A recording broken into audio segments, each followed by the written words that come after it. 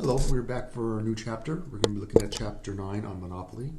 Monopoly is our second market structure we're going to be looking at. Monopoly is the extreme opposite of perfect competition. Perfect competition is the most competitive market, and monopoly is the least competitive. First, the market structure for a pure monopoly. A single seller of a good or service.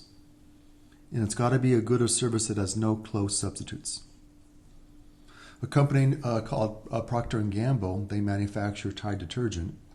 They are the only manufacturer of Tide detergent because they have a trademark. I would not say that Tide detergent is a monopoly since there's lots of close substitutes. If you go down the detergent aisle, you would see lots of different brands there.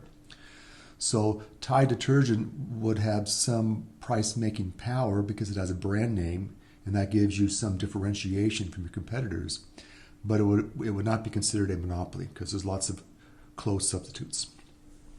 And then to hold on to your monopoly position, you have to have at least one barrier to entry. You have to keep out the competition somehow, some kind of a barrier. So we're going to talk about the barriers right now, and there's several classifications. The first one would be legal barriers.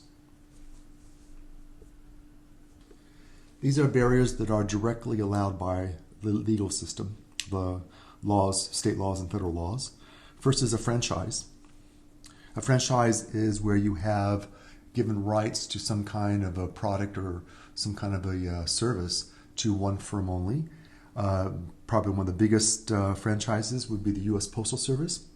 That is given exclusive rights to the U.S. Postal Service to deliver first-class mail by what's in the U.S. Constitution. In fact, only the U.S. Postal Service can put anything in your mailbox. No other delivery system can use your mailbox. Historically, we've had lots of public franchises where you have local government will give the right to one phone company for a local service. Or we had AT&T was given the national franchise to have long-distance phone calls. They're the only company you could use for a long time to make long-distance phone calls. Your local city, county government might give one company a public franchise as be the exclusive seller of cable services. Cab companies, for a long time, cities would give out exclusive rights to various companies. They would limit the number of cabs by giving them medallions. Each cab would have to have a medallion.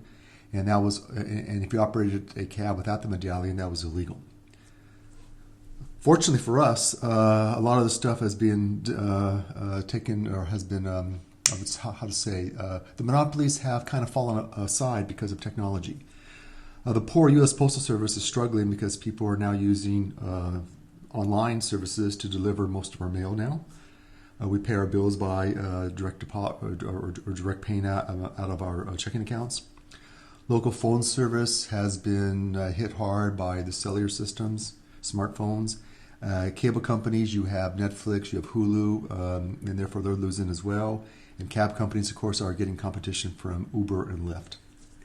So technology is good in the sense that it does tend to even out these monopolies by giving consumers more choice. Then we have patents, 20 years. This is the Constitution also gives the federal government the right to develop laws on patents, and these give exclusive rights for 20 years to a new product, technology, technique, business idea, things like that. And so if you come up with a new pharmaceutical drug, you get it approved by the FDA, you would have 20 years sole rights to sell that pharmaceutical drug. Copyrights are also exclusive rights given to works that are creative, songs, plays, movies, so forth. For copyright law, it's kind of more complicated than patents. Patents are pretty simple. It's 20 years for everything. With a copyright, works created on or after this date here are protected for the author's life plus an additional 7 years. If the work created was made before that date, then it becomes more complicated. And again, copyrights and patents are kind of trade-offs where we do give you monopoly power for a certain period of time, but that is the incentive for you to spend lots of money to develop new pharmaceutical drugs or to write a book, record a song, and so forth.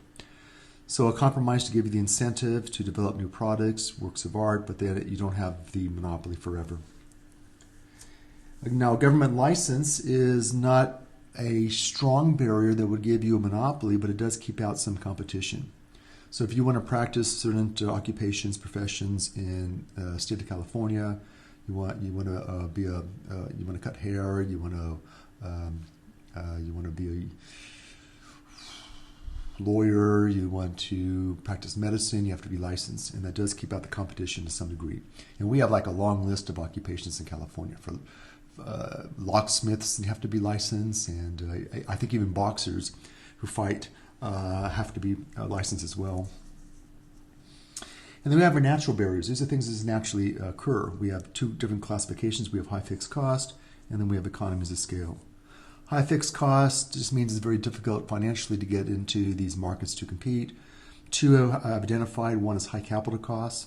So if you want to compete with Boeing and Airbus, the two main manufacturers of commercial aircraft, it's going to take you a heck of a lot of money to get the factory set up, to have your staff in place, engineers, designers, all that equipment. We're talking billions of dollars. And most of us can't afford that.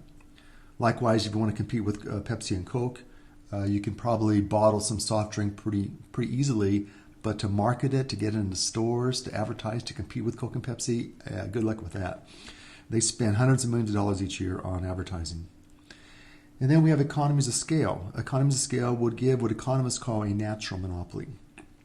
You have economies of scale.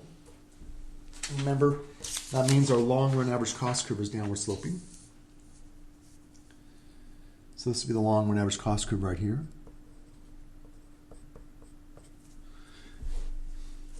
And this is over the relevant region for the market. So let's say we're going to consume no more than this amount here. So we never get to the upward sloping part. So we're going to stop for the market at the downward sloping part. So if everyone starts up here producing a very low volume of output at very high cost, average cost per unit, then eventually one firm is going to jump ahead somehow. Someone's going to get the advantage through marketing or something, and they're going to be sliding down this thing faster than the other ones, and they'll leave them behind. And so naturally, you'd find if you leave the market alone, there'll be one firm left in the market producing the market output at very low average cost. So this might be electricity. It's a good example of economies of scale. It might be producing kilowatts. I don't make up a number. It's say 10 cents a kilowatt. And then no one else can compete. If you're going to compete, you have to start small. You'll be up here producing at maybe 10 times that amount. There's no way you can compete. The main producer here can always underprice you. They can make a profit and you can't. So naturally, one firm would come to dominate the market, which is why it's called a natural monopoly. Now, this is a problem for government because we'll talk about antitrust laws at the end of this chapter, but one method the government has to deal with monopolies is break them up. In this case, breaking up the monopoly is not going to work. We like the fact that one firm is producing at a very low average cost. If you broke up this utility company into 10 small companies, it's going to be very anti-competitive because everyone's going to be up here producing a very high cost. They can't take advantage of economies of scale, and this would be very anti-consumer. So in this case, we probably would not break up the company. We would go to the other route, and that is to regulate. So we would allow this company to be a monopoly, and that would be, say, Edison in this area here from Rancho Cucamonga. Most of Southern California has one choice, and that is Edison. And we don't let Edison charge any price they want to. They are regulated by Utilities Commission. And if Edison wants to raise their rates, they have to go to the commission for approval. So we allow them to get what you might call a fair return, where they can cover their cost and make a profit for the shareholders, but they cannot charge monopoly prices. Okay, I'll come back and I'll keep going on barriers, and we'll talk about market advantage barriers.